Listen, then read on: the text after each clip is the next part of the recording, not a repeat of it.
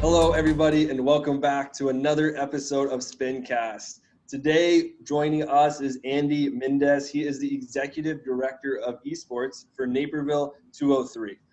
So without further ado, Andy, go ahead and introduce yourself. Tell us where your passions in esports started and kind of how you took those passions and fostered them into becoming the Executive Director of Esports at Naperville 203. Sure. Yeah. Well, first of all, thank you so much for having me. I'm very excited to be on Spincast. I saw a few of your guests previously. James O'Hagan. Huge fan of him. Shout out to him. Shout out to James O'Hagan. Huge and very influential in the high school space. So when I saw that he was on the podcast, I was like, oh, I get an opportunity to be on this podcast as well. So, but first of all, again, thank you again. How I got involved in esports in general is kind of an interesting story, and I think this is a good place to share it. So I started doing just esports things in general in high school. My sophomore year, I attended Metea Valley High School, right, in Aurora, Illinois. Just so happens that when we started doing esports stuff there, I found a group of kids and friends. Right at the time, I was a kid too, right? A group of people who wanted to start something unique with gaming. We knew we wanted to do some sort of gaming club, but we didn't know exactly how far we wanted to take it. So we formed like a little just pod of people. We didn't even call ourselves a team yet. Until we found that there was a cyber cafe in the area that was doing tournaments, and it turns out we met with other schools eventually. First we did some Friday tournaments against other people, and then it kind of got around that, oh, it's a high school doing esports. And we didn't really know it was esports at the time. I think I shouldn't say it was very long ago, but let's say 2013, right? Yeah. Esports was still in its infancy, right? It's not nearly as mainstream as it is today, especially at the academic level or scholastic level. And so we kind of thought of ourselves like as an MLG league. You remember like MLG, how big Game MLG battles, was? all that stuff. Yep. Right. We kind of saw ourselves as that, right? And we didn't know what we were doing. But we just happened to be the first high school in Illinois to officially support esports at the administration level, because we took it and ran with it. We played as many games as we could. We got jerseys. We got a teacher to help us get involved. And he didn't really know a ton about esports, but now he does. He's now running the stuff over there at Metea. But it just kind of started as an idea that I planted, as seed for the rest of my friends. And then this teacher, all of a sudden it got to the admin and to the district, and they loved it. So we became the first official high school to support esports as an activity in 2015. From there, when I graduated, we had gotten 1 or 2 championships with HSEL. In fact, actually, give me one moment. I'll show you this. This is from 2016, our very first esports title. I don't know if you can see that. Yeah, I see it perfectly. Yeah, we got a plaque from HSEL. So there's my proof. Yep. we were pretty good. Yeah. After I graduated, I was working like a part-time job, and I knew I wanted to do something with esports. I wanted to do something in college, maybe. Didn't exactly know what I wanted to do. But I actually got a phone call from the assistant principal of my school, which was a big deal because I was just a student. I graduated, and then all of a sudden the assistant principal's calling me. And she asked me to come by for an interview. And they actually gave me the position as like a program lead for esports, specifically like a coach. So they called me a head coach. And I did that for 2 years, and it was super fulfilling.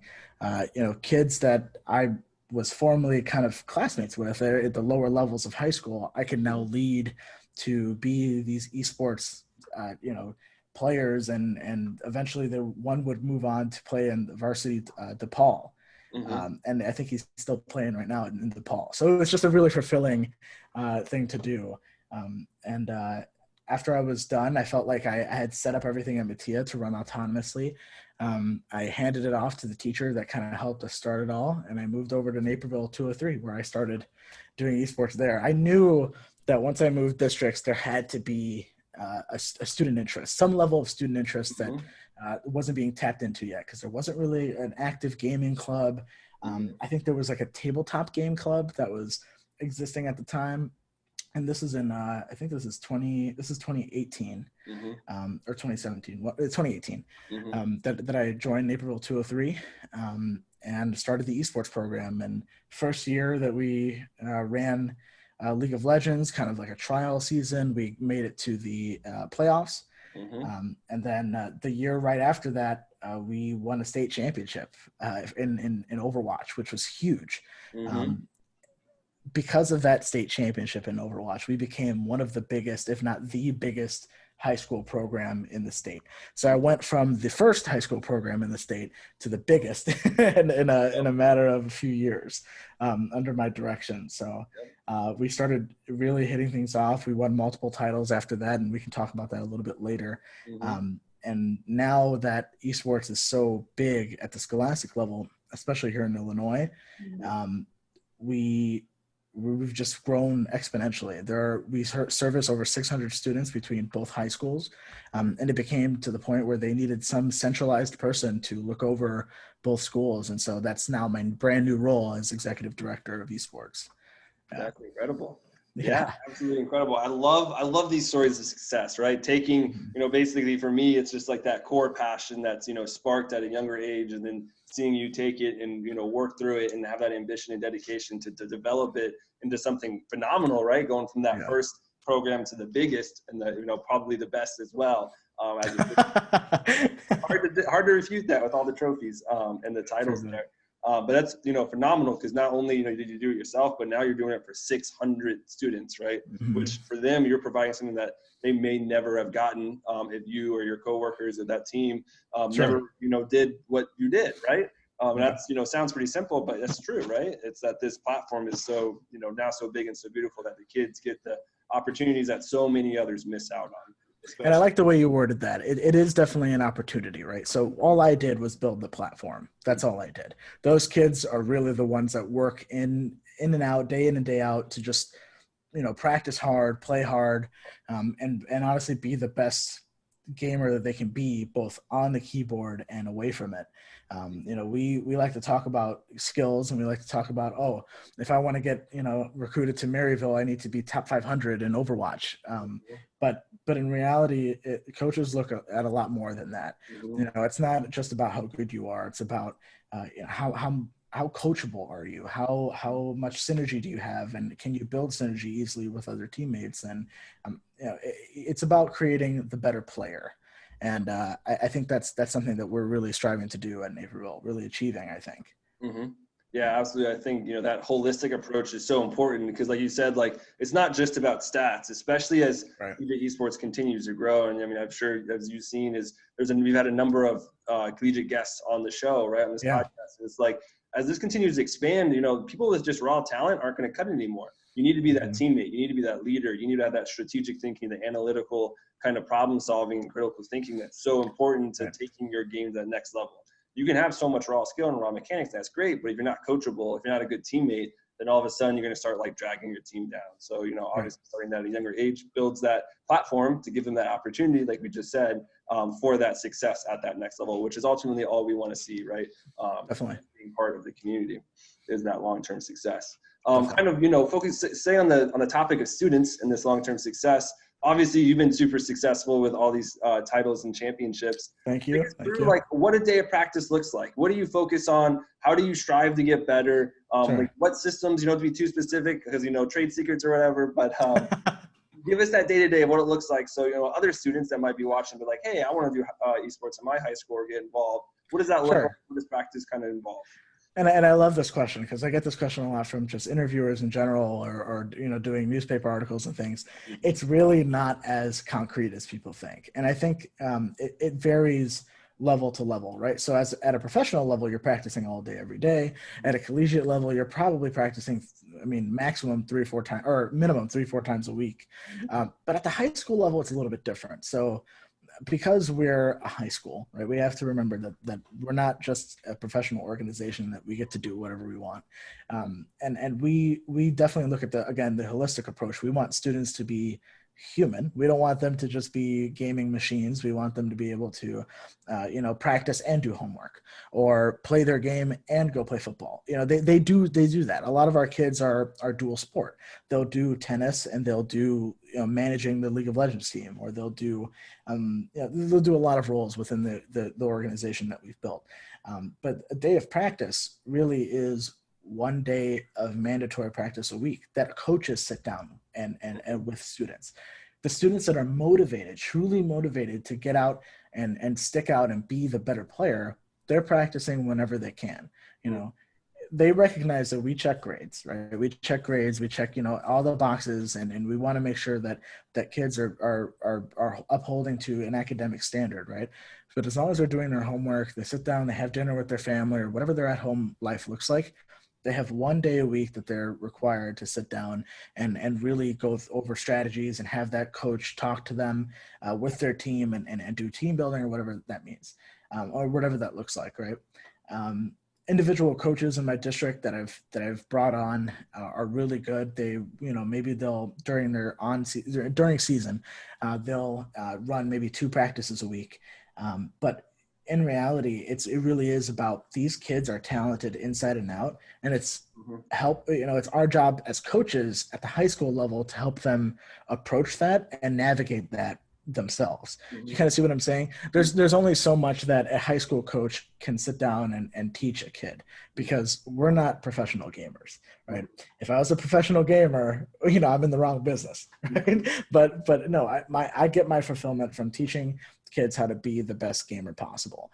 And so we kind of guide them to do that. A lot of that is them practicing on their own, a lot of that is them getting at home and doing that solo queue grind, right? As however frustrating it gets, if they go on a 10 loss streak, we can talk about it during our next practice and say, what can we do to help, fix your positioning or whatever it may be. But again, it is a lot of the individual kids. But to answer the question, a normal practice day is we show up to our esports lab, and we sit down on our machines, get everything booted up, and then the coach goes through a rundown of the day. Are we going to scrim today? Who are we scrimming? Here's the stats for them. What kind of information do we know? Can we do a VOD review of that team? Just a quick one before, we do our scrim.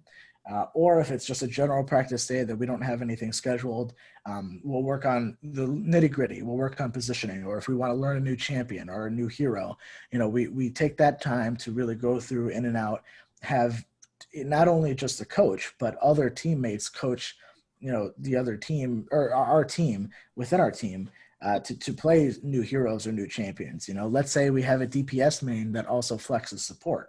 Right. Well, we have that DPS main kind of shadow the support player if they need help on Mercy, right? For some reason, if you don't know the positioning on Mercy in Overwatch, then he's got you covered, because we're as a team, we're a unit, and the better your teammate does, the better you're gonna do. So I think our kids are really good about realizing that and becoming friends and allies of each other. So during practice time, if we don't have anything scheduled, it really is a lot of, hey, can you show me some pointers on this? Do you know the map positions for this map and things like that? So a normal practice day probably runs about 3 hours after school, depending on what esport we're playing. Games that tend to run shorter are Rocket League, because they're shorter games in general, and their practices are a little bit shorter, whereas League of Legends especially is a 45-minute game each time you want to sit down, so we got to set aside a little bit more time for that. But yeah, and I think the only one that kind of stands out is Super Smash Bros. What they do is they actually scrim within each other, and they do brackets pretty much every time they meet. And it's a matter of we have our own internal, here's a little secret, we have our own internal point system that we do. And the players that are the top 10 are the ones that get to show up to the live events that we get, the invitationals and such. That's how we kind of weed out kids that are either struggling in the current meta or they're just shining in the current meta, and they'll do well in a tournament. So there's our little secret for Smash Bros. But outside of that, we'll keep the rest on the wraps. Yeah, got to retain those championships, right? Sure, right. That's right. That's phenomenal. I love to see that teamwork, that team building aspect, right? Because that's so important for so many of these kids that might not play traditional sports, which a lot don't, because they love video gaming, right? They don't necessarily love football, and I'd rather always see the student and the child pursue what they love, right? Because if you pursue what you love, usually you're going to find that success because you're dedicated. You have the ambition. Right. So that's phenomenal, to say the least. And as someone who was a former esports player, right, as someone who was on a team that I actually had the opportunity to form and to kind of dictate how practice practice would look and be on the team at the same time. I know what a student can handle, and I know what a student, is willing to sit down and play. I know that my students are probably, if we ask them, hey, can you sit down and play 5 days a week? They'll be like, yeah, absolutely. But that's not what we want. We want them to have a balanced high school life. And we find a lot of success in, putting as much effort into the game as we do the person. That's how we find a lot of our success. Mm-hmm.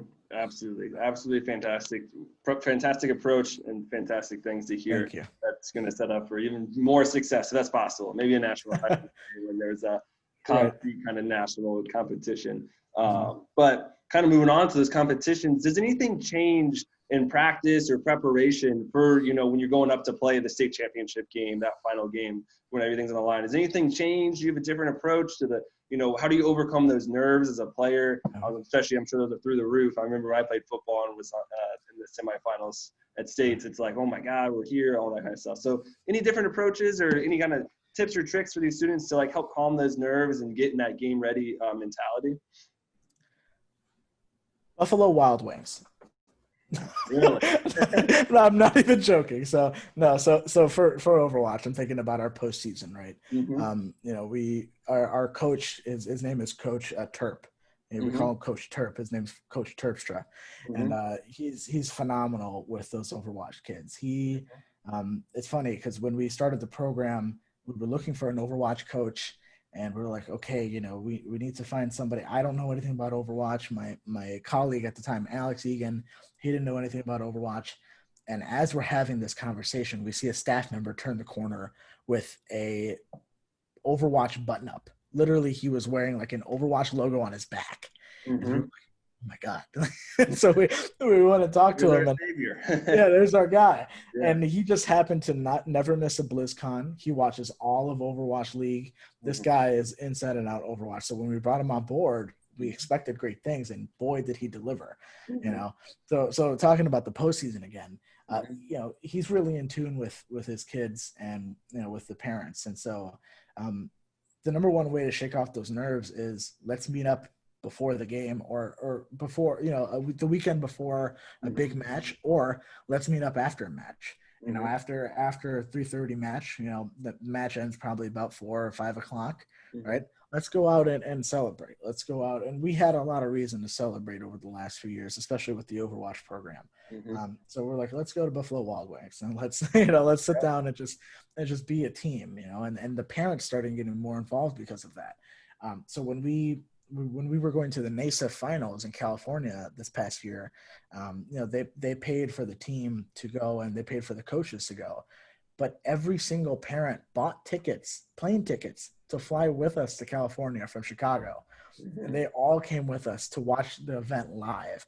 And that's the kind of, I think, when you think about the postseason, the kids are already nervous as is, but if they're surrounded by their family and they realize, oh, this is a real sport that I'm playing. This is a real activity that I'm participating in, and that people watch and want me to succeed. And there are people we packed the library with almost 100 kids sitting there watching the finals, watching our team play in the finals.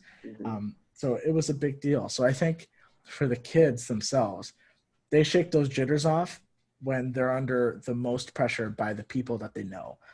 As soon as they know their family's watching, their friends are watching, something flicks in their head, the switch flicks, and they're like, all right, time to get our game face in. This is about the game. Let's sit down. Let's do it. Let's go home, kind of thing. So, yeah. So number one is Buffalo Wild Wings. Number two is bringing the family together and doing it. Buffalo Wild Wings. Next competitive tournament I play in, I'm going to go get some Buffalo Wild Wings and sit down and we'll win. I highly recommend it. That's great though, because that sense of community is awesome, right? Once you can sit there and you look out in the stands, or you look out in the arena or in the library, right? Whatever, how big or small it is, and you see mom's face or dad's face or your brothers or your best friends, it takes that edge off. You're like, I have a support system, right? Win or lose, people are here for me. I'm not on my island. I'm not on my island by myself. And also, as a team, you have your teammates as well to support you. So that's absolutely fantastic. Absolutely. Unfortunately, we are running out of time. So sad. I absolutely love these discussions. Wow. I talk way too much. I'm so sorry. No, what? But I will leave you with one last question. Sure. Really broad question, kind of looking towards the future. Obviously, you have a ton of experience in high school esports.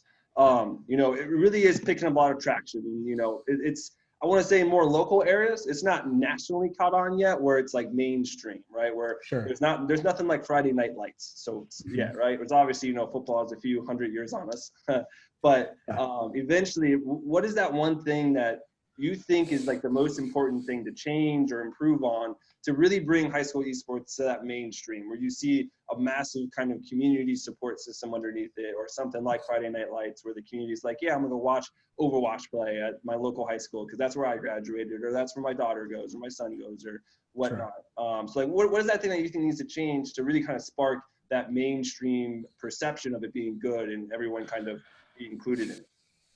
Sure, that's a great question. I think there are a few steps to achieve this, right? Number one is locally get your local newspapers involved as much as you can, right?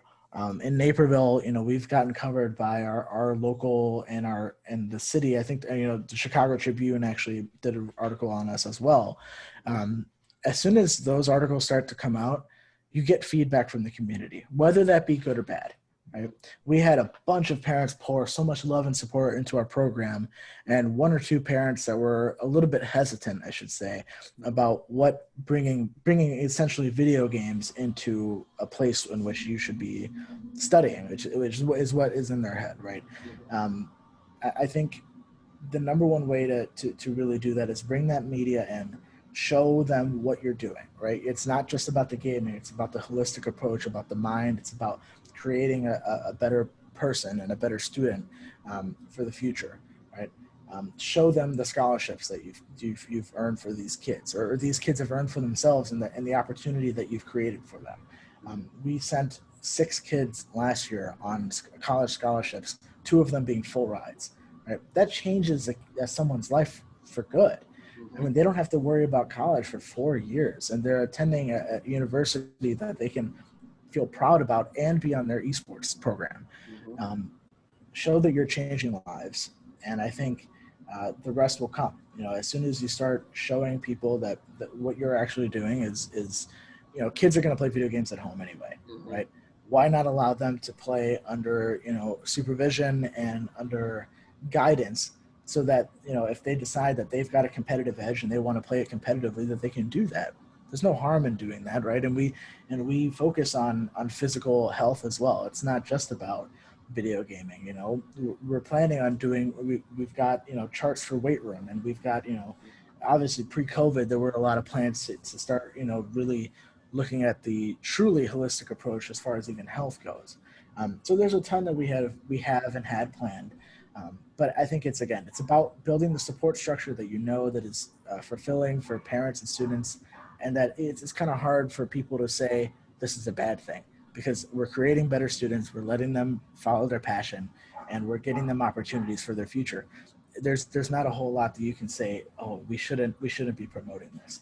Another part of that is kind of on the separate end of things is creating a national network that makes sense. A national network of high school students that compete at their district, or not their district level, their kind of like their like a division level. They play, and then at the state level for a state championship, and then they move on to some sort of national title.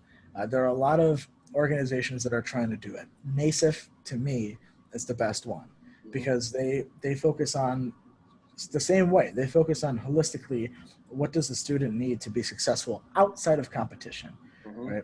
Whereas you look at companies, and it just off the top of my head, I guess it's no big surprise. So I talk about this a lot publicly, but I'm not a big fan of Play Versus. I'm not a big fan of what they do. Play Versus, the company model. I'm not a huge fan of turning students into dollar signs. I'm just not. I know that everything in this world is about money, especially in this country. Everything's about money. But our students' well-being and safety, especially when we're trying to create something new and grassroots, you should be embracing the grassroots and working with schools rather than charging them upwards of $200 to $400 for just 3 months of participation in a bracket. That's not how you grow the esports scene. You know, if you want to talk about growing the esports scene and making it legitimate and making it official, you can't charge schools all this money and then not have a support system for them, because the minute something fails, they're just going to pull it, and it's going to take maybe 10 years for that administration to cycle out and then have fresh new minds that are waiting to try something new and that'll be open to esports. But if you have a school that's turned off by the play versus approach, whether it's the money, whether it's the staff, whether it's the lack of support system or lack of documentation that is provided with them, if a school gets turned off, there's going to be 4 or 5, you can think about 8 to 12 classes, right? Freshmen through seniors, classes of students, years go by where students have the opportunity to get college scholarships for playing games, and they will miss out on that because people don't know how to work with school administrations. NASIF, on the other hand, is a non-for-profit. They don't even take money from their schools, right? It's just participate in this tournament. We'll fly you out, and we'll give you the opportunity to grow your student as a whole. They have plenty of they're run by educators. They have plenty of educational resources. They have their own affiliate program. They have their own they have their own esports after school curriculum. There's just so much as an educator that makes sense when you go through NASIF that you won't find in any other paid national program. And so it was a big blow to high school esports when Riot Games decided to partner with them exclusively for League of Legends. That was a big deal, right? NASIF still has some level of partnership with them, but it's a lessened partnership that can only go 6 weeks instead of 8 weeks or something along those lines. They can't call it a championship or some legality to it, and all it was money, right? They essentially sold our students rights to play League of Legends for the money. And that really bothered a lot of educators. And I know that bothered people like Jim O'Hagan. It bothered people like me, and really would like to see that change. So I think while we work really hard to convince parents and administrators that esports is good, we need someone at the upper level to work really hard to represent our students, to represent our educators. That's the only way that esports is going to grow nationally. Yep, absolutely. I really can't agree more, is because it's, the way that we kind of look at it, and the way I kind of look at it personally, it's that well-rounded individual, right? And I think esports facilitates all these skills, communications, problem solving, critical thinking, analytics, right? All of those are really sought after, especially when you develop them collegiately in coursework by employers, right? And it's like, instead of looking at like, okay, how do I go pro, right? Which is awesome. I mean, but how many pros are there really, right? It's even in traditional sports, right? The NFL has about 1,700 players that play professionally and under professional salaries. Rainbow Six, the scene I follow, League of Legends, you got 5 kids on a team, and you got about 10 teams, right, for a region. Right. That's 50. That's not even a whole NFL roster. So the chance is so low. So it's like, how do you take these skills, educate them, and then go get that play collegiately, get that scholarship, and then apply your skills to the workforce, right? Or if you're good enough, go pro. Awesome, right? Like, that's kudos to you, but the chance is so slim. Sure. Although we did have a kid go straight from our sophomore. We had a sophomore go straight to the Atlanta Reign. I don't know if you heard about that, but we had a kid. His username is I forget. He played for Atlanta Reign Academy a year or two ago, and he was like, "Oh, I've got to do my finals early so that I can go to Germany and play in the finals." We're like, "Okay." Yep. It was really cool. It's insane, especially if the pro scene is right now. Like, basically, once you turn 18 or 16, whatever the limitation is to it, depending on the game, most of the time it's 18, obviously, you just go pro. PG Sports isn't quite there yet, right? There's no preventing them. And he's just one out of a million kids that want to go pro for Overwatch, right? It just so happens that he's top 500. He's like top 10, right, on the leaderboards for Overwatch. So it just so happened that he's that good. But you have to be that good in order to be seriously as a contender, for a team like that. So exactly, I completely agree. But it's like, that doesn't mean don't pursue esports, right? All these skills you do in competing in your high school competitions or other, just tier 3 or amateur competitions, you develop these great skills that are so applicable to so many positions in the industry, right? Like, problem solving. Well, that sounds extremely basic, but what the games simulate is way more than much anything else can simulate, because it's a game. That's the thing, is that League of Legends is this massive problem that you have to solve with 5 players that you're playing against, 4 you're playing with, And then all these AI systems and all the item interaction and the hero interactions and trying to like, actually quantify that and address it and figure out, okay, what are they doing? What are they doing bad? Are they doing good? Who should I avoid? Who should I attack? And that's just the extreme tip of the iceberg. There's so much more underneath it that you can take, develop, and then apply in so many different constructive avenues as well. Absolutely. Your playing time is up, so to say, because usually pro, even when you go pro, you're done when you're in about 4 or 5 years. Sadly, who knows? That might change in a few years. Who knows? Yeah. But absolutely fantastic discussion. Really love these podcasts. There's so much fruitful, and I think there's maybe we'll look back at this in a year or two. We can take all of this together and make some big montage of like, hey, this is going to happen a year ago or 2 years ago, and look, it happened. Or maybe spark the change, be the change, that kind of great stuff. Sure. But lastly, one last question. Go ahead, plug yourself. Tell us what the social medias are for yourself, or the program that you do in the schools and those social media, so we can keep up to date on your crazy success up there in Naperville. Appreciate it. Yeah. So my personal Twitter handle, where I post a lot of our updates for as far as like where esports is going in the future, and a little bit more about the academic parts, and again, me talking about my opinions with Nassif and Play Versus. So my personal @ is Chillrend, as in the sword. And I don't know if you ever play Elder Scrolls. It's a sword.